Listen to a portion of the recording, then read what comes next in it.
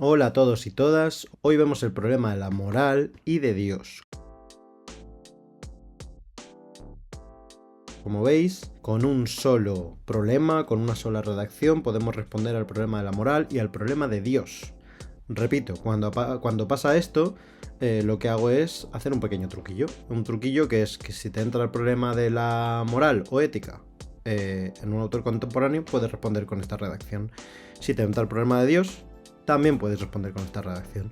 Intento, ya lo sabéis, limitar la cantidad de cosas que tenéis que memorizar. ¿Por qué puedo hacer esto en moral Dios? Porque están profundamente ligados, porque el problema de la moral y el problema de Dios son exactamente lo mismo para Nietzsche. De hecho, esto se puede ver, si alguien ha sido especialmente avispado, en las dos primeras líneas. Las dos primeras líneas se pueden ver muy fácilmente cómo hago trampas, ¿no? Porque empiezo diciendo que Nietzsche defiende una visión antropológica pesimista. ¿Problema del ser humano? No, porque luego digo, puesto que la modernidad ha matado a Dios. ¿Problema de Dios? No, tampoco, porque digo, y así a todo el edificio moral cristiano. Entonces, ¿problema de Dios, problema de la moral o problema del ser humano? La idea es que un corrector lea esto y le valgan las tres cosas, ¿no? O sea, si pones problema de Dios, vale, las primeras líneas aclara que está afrontando el problema de Dios, pero el de la moral también vale. ¿El del ser humano valdría? En cierta manera sí, porque el problema del ser humano, de la moral y de Dios están profundamente ligados, porque según Nietzsche el ser humano se ha comprendido a sí mismo por medio de Dios, pero no de forma tan desarrollada, creo yo, como el problema de la moral y Dios. Entonces prefiero que el problema del ser humano lo preparéis con Marx o con Hannah Arendt, que sí están lo suficientemente desarrollados. Vale, lo primero que hay que entender es esto de cómo que Dios se ha muerto. Sí, dice Nietzsche, y esta es una de las afirmaciones más reconocidas de Nietzsche, ¿no? Dios ha muerto. ¿Qué quiere decir esto? ¿Se ha muerto Dios? No, no se ha muerto Dios. El asunto es que ha muerto la moral cristiana. Nietzsche está viviendo en medio del siglo XIX, donde las sociedades están cada vez más cercanas a modelos liberales y capitalistas de producción mercantil, modelos políticos mucho más cercanos a la preocupación económica, ¿no? Ya la identidad de los países no viene dictaminada por una religión y una lengua, viene más dictaminada por un modo de producción y su papel en el mercado. Aquí me he puesto un poco marciano, ¿no? Entonces, ¿qué ocurre con eso? Que la moral cristiana cada vez pierde más pie. Hemos dejado de pensar en Dios para todo. Hemos dejado de tomar nuestras decisiones basándonos en una moral cristiana. Y eso empezó ya cuando estaba Nietzsche viviendo. Y de hecho lo supe ver muy bien, porque en su época la moral cristiana estaba muriendo. En la actualidad está totalmente muerta. Es decir, lo que quieras hacer tú con tu religión, genial. Pero es un ámbito completamente privado que no le importa a nadie, ni al Estado, ni a la educación, ni absolutamente a nadie. Entonces, ¿qué ocurre? No es que Dios haya muerto, sino que el concepto de Dios en mi vida diaria para tomarme decisiones y moverme en el mundo ha muerto. Ya no creemos en esto de que si me porto bien vaya al cielo. Ya no creemos que los malos vayan a ir al infierno. Seguramente el castigo deba ser en este mundo. No podemos confiar que en otro mundo va a haber un orden y una justicia. Entonces, como el edificio moral de la cristiandad ha muerto, el ser humano se encuentra en una situación muy pesimista. El ser humano se encuentra abandonado, está extraviado, no sabe en qué ídolos creer. No es que se haya perdido la creencia en Dios, es que sobre todo se ha perdido una brújula que me decía, esto no es pecado, esto sí. Claro, el ser humano moderno está perdido. Esto es muy bonito, esto es muy bonito. Estamos muy perdidos. Sobre todo porque no sabemos discernir entre lo que está mal y está bien. Podemos criticar al cristianismo por proponer de forma muy cerrada que esto está bien y que esto está mal, y que es muy coercitivo, ¿no? Que niega mi libertad para hacer muchas cosas, pero lo que no le podemos negar es que nos da unas rúbricas básicas. Nos dice, esto está bien y esto está mal, así que no me tengo que plantear nada. El problema de esta realidad es que nos agobiamos solo de decidir, porque hay tantas opciones. Cuando me quiero ir a comer una hamburguesa hay tantas malditas opciones que lo que preferiría es que me dijeran, pues comes esto o comes esto y ya está, y no hay más. Bien, entonces es una situación muy compleja, ¿no? Es una situación de mucho pesimismo, estamos perdidos, no hay brújulas, no sabemos qué hacer, se ha perdido el sentido de la historia, el sentido de este mundo. Pero dice Nietzsche que esta situación es temporal, que se vienen cositas. Viene algo nuevo. ¿Qué es eso nuevo que viene? El superhombre. Y de nuevo, os recuerdo, en Nietzsche tenemos que pensar todo de manera muy metafórica. No es Superman, es el nuevo ser humano. Un nuevo ser humano que sea capaz de afrontar esta nueva realidad donde el edificio moral cristiano ha muerto. Nietzsche nos recuerda que cuando perecen unos valores tenemos una oportunidad maravillosa de construir nuevos valores. Esto lo podéis pensar como en una ruptura, ¿no? Al principio una ruptura siempre es dolorosa porque hemos perdido un mundo de tradiciones, un mundo de orden. Yo sé que los viernes por la noche me junto con mi pareja para ir al cine y hacernos la cena, pedir pizza o lo que sea. Y de repente, cuando dejo de estar con mi pareja, eso se pierde. De repente los viernes no tengo nada que hacer y mi vida está vacía. Todos los valores anteriores han quedado desperdiciados. Lo que nos dice Nietzsche es que tenemos que recordar que todos los valores se construyen, que esos valores que yo tenía, que esas rutinas que yo ya tenía en mi vida las había construido y que puedo construir otras nuevas perfectamente. Entonces, ¿qué es el superhombre? Es ese hombre que ha superado la pérdida, el que ha superado a su exnovio, el que puede construir ahora unos nuevos valores, ahora sí, vitalistas. Porque recordad que Nietzsche es un pensador vitalista. Esto está más desarrollado en el problema de la realidad, por si no lo habéis visto. Pero recordemos que los valores vitalistas son afirmar el valor cambiante y contradictorio de la vida, negando así esa voluntad de verdad de toda la filosofía occidental y en este punto, el que nos toca en este problema de la moral y Dios, sobre todo esta moral cristiana. Creo que vais viendo que el problema de la realidad está más centrado en una crítica a la filosofía occidental y el problema de la moral y de Dios obviamente está más centrado en la crítica al cristianismo. Según Nietzsche no dejan de ser la misma cosa, ahora pasamos con eso. Entonces, ¿cómo critica Nietzsche el cristianismo? Lo critica básicamente porque el cristianismo ha montado todo un sistema que me da un orden perfecto de conducta, pero que penaliza una sola cosa: la vida, lo que él comprende como vida. ¿Por medio de qué? Por medio de dos herramientas. La primera es el pecado. Todas las cosas que tienen que ver con la vida, y la vida siempre es entendida en un rasgo biológico, en un rasgo pasional, es pecado. Es decir, cuando yo tengo ganas de mantener relaciones sexuales con mi pareja fuera del matrimonio, es porque me lo pide el cuerpo. Cuando tengo ganas de comerme la pizza entera yo solo porque está riquísima y la pepperoni con toda su grasilla, que rica, pues eso es pecado también. Al final el pecado castiga la propia vida, ¿no? La vida es entendida como el origen de lo malo, lo que debe ser castigado. Y este es el otro punto, la otra herramienta con la que el cristianismo penaliza la vida: la culpa. El que se deja llevar por sus impulsos vitales, el que se deja llevar por sus impulsos biológicos, debe sentir culpa, debe arrepentirse. Escribo aquí en los apuntes que la culpa guía a los creyentes del rebaño. Es importante esto del rebaño. El conjunto de cristianos siempre se ha entendido como un rebaño frente al pastor. El pastor que es Cristo, ¿no? El pastor que guía a su rebaño.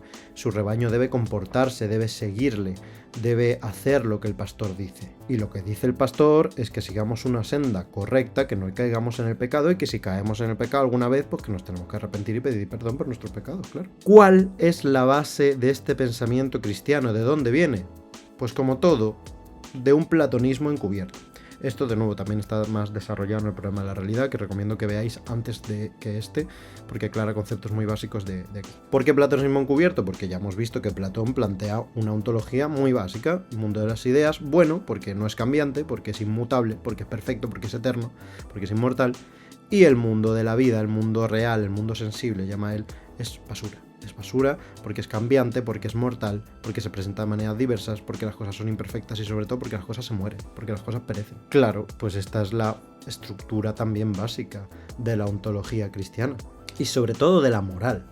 Más de la moral que de la ontología, ¿no? Porque el cristianismo nos da sobre todo códigos morales, códigos de conducta, y lo que nos dice es que todo lo relacionado con este mundo sensible es basura y que todo lo relacionado con el mundo de la gracia divina es perfecto, y que nos tenemos que acercar a ese modelo de conducta. Bien, entonces concepto importante en Nietzsche: la moral de esclavos. ¿Qué es la moral de esclavos? Pues esta moral que niega la vida humana, la moral de las personas cristianas que han decidido mantener una relación de esclavitud frente a su pastor, frente a aquel que les dice lo que tienen que hacer. ¿Veis? Todo es muy metafórico. ¿Por qué es una moral de esclavos? Porque es una moral de sirvientes, es una moral de personas que sirven a otro, que no afrontan su propia vida, sino que llevan aquella vida que alguien les ha dicho que debe seguir. Y aquí viene la parte que creo que más os pierde y que tenemos que pensar metafóricamente. Ponen los apuntes: la rebelión de los esclavos frente a los aristócratas habría triunfado bajo la consigna del resentimiento. ¿Qué rebelión? ¿Cuándo ha ocurrido esto? No ha ocurrido, no es nada histórico, es metafórico. La moral tradicional judeocristiana, del pecado, de la culpa, del arrepentimiento, ha ganado sobre unos supuestos aristócratas. Y eso lo han hecho gracias al resentimiento. Vamos por partes. Eso no es ningún fenómeno histórico. No son nadie en concreto, no son pueblos, no son estados, no es nada, ¿vale? Es una forma de entender lo que ha pasado en el mundo. Esa moral de unos seres humanos que están obsesionados con la culpa, con el pecado, con el resentimiento, que ven esta vida como un suplicio, ha triunfado sobre la moral de los aristócratas. ¿Y qué es un aristócrata? El mejor. ¿Por qué es el mejor? Por lo que sea. Platón consideraba que los aristócratas, los que debían dirigir la polis, eran los filósofos. ¿Por qué? Porque eran los mejores. ¿Por qué eran los mejores? Porque tenían más conocimiento. Ahora podemos pensar que los aristócratas son los mejores porque tienen más dinero. Depende de lo que digamos. Por eso Nietzsche no le pone ningún adjetivo más. Los aristócratas son los mejores, los más fuertes. Ya sea por dinero, por fuerza, por inteligencia, por lo que queráis. Pero en este mundo lo que no podemos negar es que hay gente mejor que otra. Hay gente que es más fuerte que nosotros y hay gente más lista y más guapa que nosotros. ¿Qué ha pasado en este mundo según Nietzsche? Pues que esos esclavos, hartos de ser vilipendiados y maltratados por los aristócratas, los mejores, los débiles, que no han dejado de ser esclavizados por los fuertes, se hartan. Y se organizan para establecer una nueva moral que les permita a ellos ser superiores a los que son naturalmente más fuertes. Claro, ¿esto dónde está representado? En la Biblia, en el enfrentamiento entre David y Goliat. Goliat es el naturalmente fuerte y David tiene que encontrar una manera de vencer al que es naturalmente más fuerte, porque este es el interés del cristiano. Pensad el origen del cristianismo, eran personas perseguidas por el Imperio Romano. Eran los débiles de la historia, se escondían en cuevas para profesar su religión. Entonces tienen que encontrar la manera de sobrevivir, de convivir con el fuerte sin que el fuerte se los coma. Entonces esta es la situación, el débil que no aguanta ese maltrato del naturalmente fuerte, ha conseguido una manera de imponerse al que es mejor que él. Ahora el esclavo, el que se sabe naturalmente inferior al fuerte, ha construido un edificio moral para imponerse al fuerte. ¿Cómo lo hace? ¿Por la fuerza? No es más fuerte que él. ¿Puede ser superior de alguna manera al fuerte? No, claro que no. El asunto es pensar fuera de la caja. No puedo ganar al que es más fuerte, porque es mejor que yo. Entonces, ¿qué hago? Lo rebajo a mi nivel. Y ese es uno de los valores fundamentales con los que Nietzsche está muy en contra del cristianismo. La igualdad. La igualdad es un concepto muy importante para el cristiano porque permite, según Nietzsche, desarrollar esta actitud tan problemática que realmente tiene un interés oculto, que es rebajar al fuerte. Si yo rebajo al fuerte a mi nivel, entonces el fuerte no me gana nada. No me hace falta ser más fuerte que el fuerte. Hace falta rebajar el nivel del fuerte, haciéndole pensar que es más idiota, o que no son tantos, o yo que sé, cualquier cosa. Y aquí me parece muy interesante pensar en Nietzsche como psicólogo.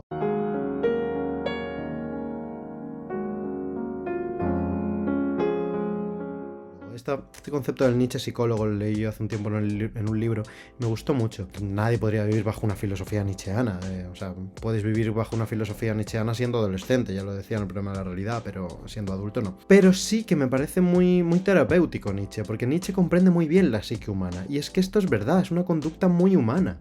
Es muy humano rebajar al otro cuando yo me siento una basura. Cuando estamos acomplejados, cuando nos sentimos poca cosa, la mejor forma de sentirme mejor conmigo mismo es rebajar el nivel de los demás, hacer sentir a los demás basura. Cuando el otro es una basura y el otro es consciente de que es una basura, yo no me siento tan mal conmigo mismo a pesar de que yo también me considere a mí mismo una basura. Esto que estoy diciendo de ninguna manera es una justificación del bullying, pero sí creo que Nietzsche permite entender este tipo de fenómenos. Que a lo mejor la persona que hace bullying a otro es precisamente porque tiene un problema de autoestima tan grande que necesita maltratar al otro para que el otro se rebaje a mi nivel y así yo no me sienta tan mal conmigo mismo. Una forma de afirmar mi persona frente al otro es maltratarlo, claro.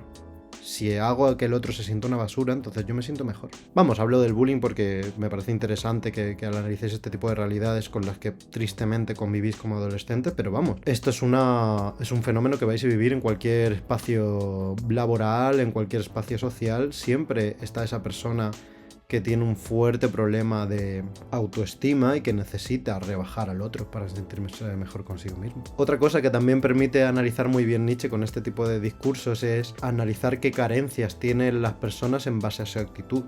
Precisamente esa persona que necesita ir sacando pecho para mostrar lo fuerte que es y que nada puede con él, es porque necesita ponerse una máscara.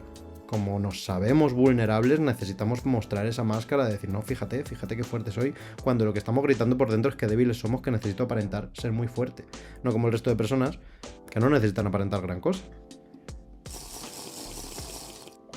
Bueno, perdonad, que esta semana la terapia ha pegado fuerte. Entonces, moral de esclavos, ¿no? Una moral asentada en la igualdad, en la humildad, en la resignación, en la compasión, en ese modelo de vida cristológico, ¿no? En esta gran idea de dar la otra mejilla. Esa es la moral de esclavos. Frente a eso, Nietzsche va a proponer una moral de señores, ¿no?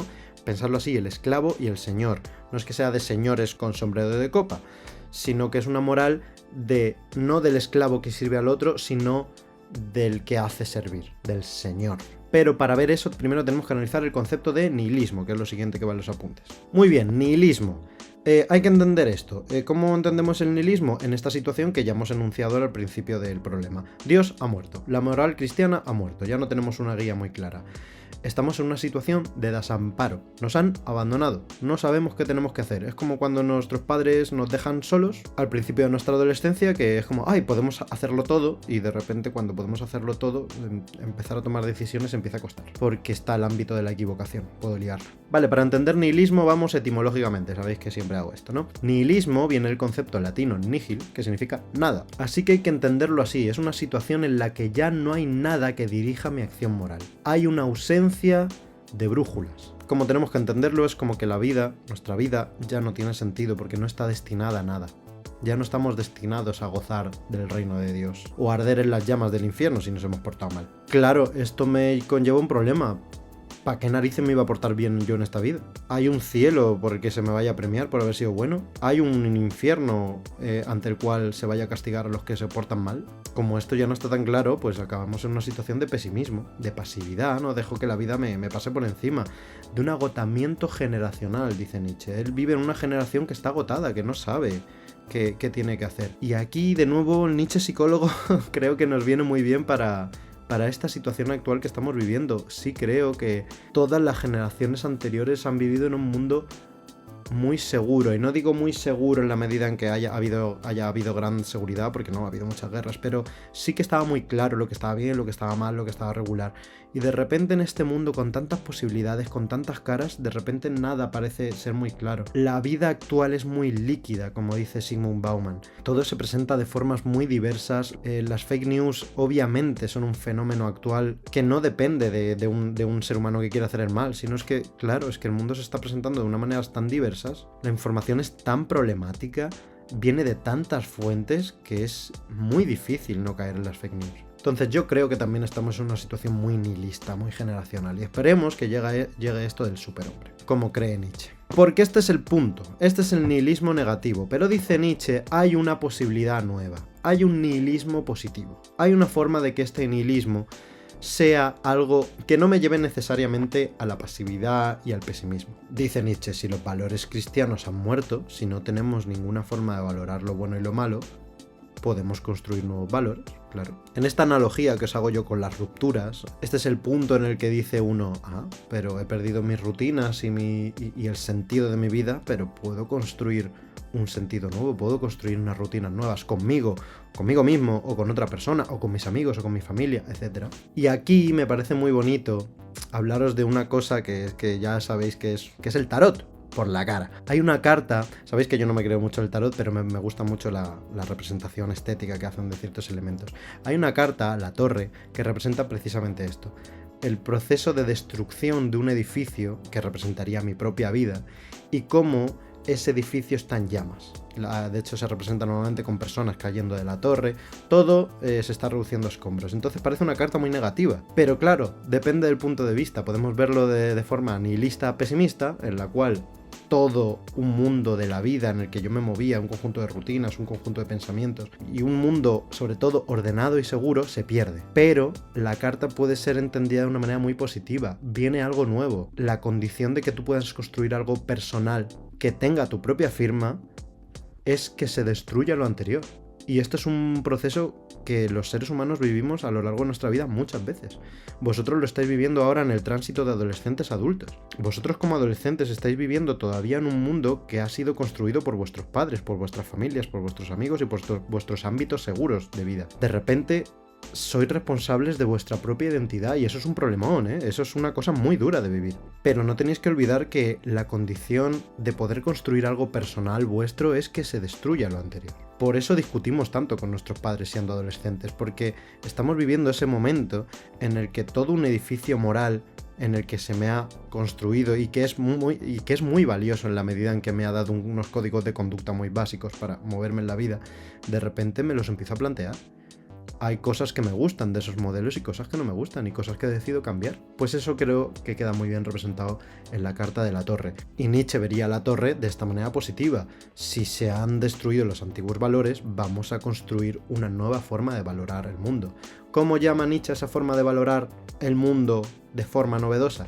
Transmutación de los valores. Vamos a cambiar los valores, vamos a cambiar esa jerarquía que valoraba la idea como lo inferior, vamos a valorarlo ahora como lo superior. Y ahora sí se puede entender perfectamente qué es lo que propone Nietzsche frente a la moral de los esclavos, la moral de los señores, la moral de quien no se pone al servicio de nadie, la moral de quien no deja dirigir su vida por otro, la moral de que toma las riendas de su propia vida y afirma la voluntad de poder, su propia voluntad de poder frente a los demás y afirma la vida como una cosa cambiante. Y de nuevo, para pensar metafóricamente, la mayor expresión de esta moral de señor, dice Nietzsche, es el eterno retorno. Un concepto muy problemático también, que sí que está mejor explicado en las obras, pero que se puede entender de manera muy diversa, hay formas muy complejas de entenderlo, pero nosotros vamos a entenderlo de una manera muy básica. Para eso tenéis que pensar de nuevo metafóricamente. El eterno retorno viene a decir que cualquier suceso de esta realidad se va a repetir de forma eterna, siempre igual. Es así. ¿Se va a repetir en la realidad, piensa Nietzsche, todos los procesos estos que se están viviendo de forma eterna? No. No es que toda acción empiece y se vaya a repetir de una forma sempiterna, sino que debemos actuar como si fuera así. Es decir, cualquier situación que vivamos, cualquier decisión que tomemos, debemos pensarla como si fuera eternamente así, porque entonces me permite valorizarla en todas sus consecuencias. Vamos a pensar que cualquier situación, por placentera o dolorosa que fuera, yo la quisiera vivir una y otra vez de forma sempiterna. Si este momento vital, si esta decisión yo la repetiría para siempre, amando cada instante del proceso, entonces estoy viviendo bien. Esta parte es muy bonita, es muy poética, el eterno retorno es muy mono, pero como punto crítico, como profe de filosofía, sí que os querría decir que me parece que esta forma de pensar solo la puede expresar un hombre blanco y privilegiado como es Nietzsche. Pero bueno, hasta aquí. Bien, antes de que me vuelva loco, vamos con el último párrafo.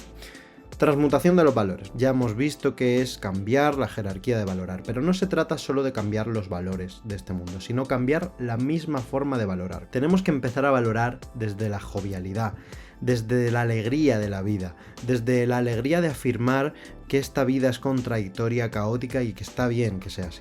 Y es el superhombre el que va a ser capaz de hacer esto, el que pueda cambiar su forma de ver el mundo, la realidad y sobre todo la vida. Pero para eso hace falta, claro, que mueran los antiguos valores. Entonces, por una parte, el nihilismo positivo ve este mundo cambiante, este mundo que está acabando como una posibilidad de una cosa nueva y mejor, pero también es un proyecto nietzscheano, que él bautiza como la filosofía del martillo. Es hacer filosofía para acabar finalmente con esos antiguos ídolos. Una cosa que queda muy bien representada en el título de su obra, El crepúsculo de los ídolos, ¿no? Como es ya la última noche, el final de los ídolos antiguos. Entonces, terminar de destruir esas antiguas efigies que nos daban unos códigos morales, ontológicos y epistemológicos básicos para pensar esta realidad, deben ser destruidos como la condición de poder construir algo nuevo, como yo os mostraba con la carta de la torre. Pero claro, para que llegue el superhombre, para que llegue el nuevo ser humano capaz de todo esto,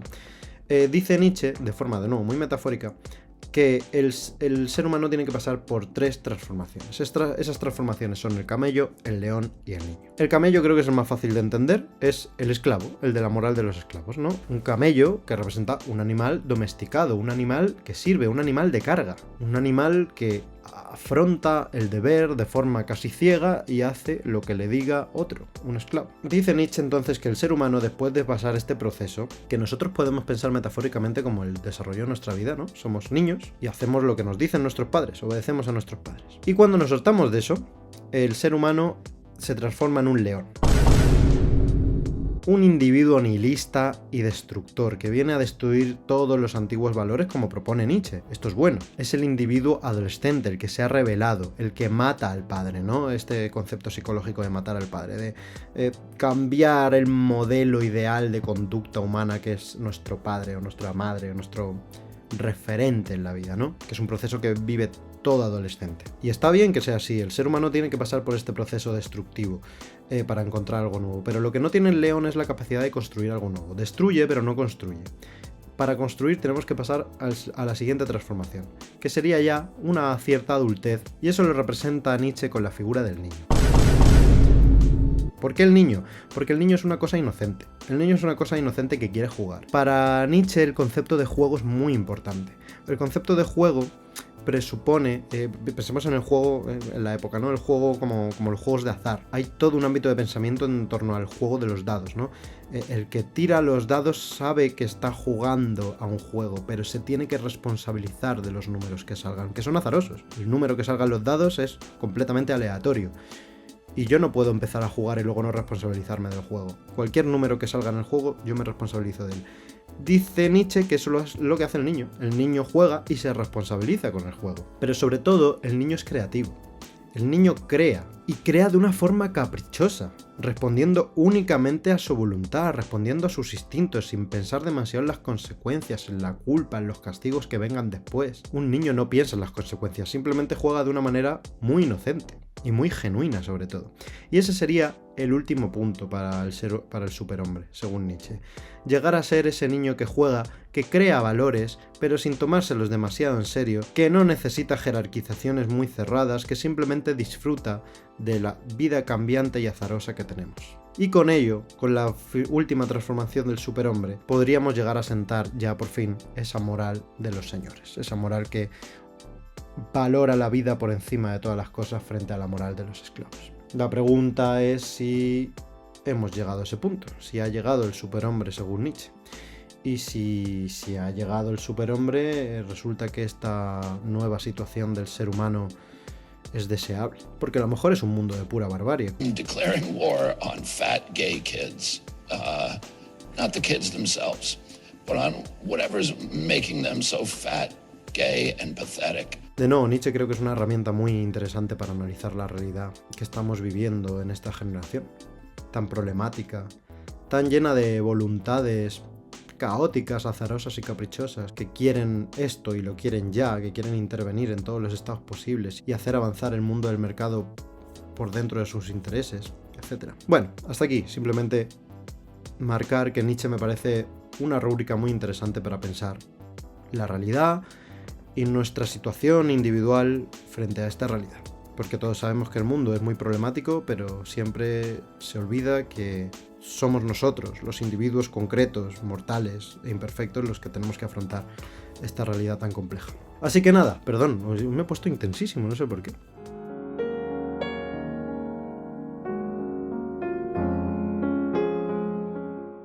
Espero que haya quedado todo muy claro. Hemos terminado con Nietzsche. Grabaré un vídeo explicando un par de cosas, como hice con Marx, respecto a los fragmentos que os propongo para comentar, para que quede muy claro qué tenemos que hacer en ellos. Pero vamos, no va a ser una cosa muy difícil, aunque el texto parezca muy complicado de entender, no es muy difícil comentar a Nietzsche y sobre todo nos va a servir como un autor muy básico para criticar a muchos otros autores en cualquier comentario de texto que nos salga, ¿vale? Espero que haya quedado todo claro. Si tenéis alguna duda, me escribís por Classroom o aquí en los comentarios, me da igual, por cualquier lado, me escribís por correo. Y nada, pues nos vemos prontito. Cuídense mucho.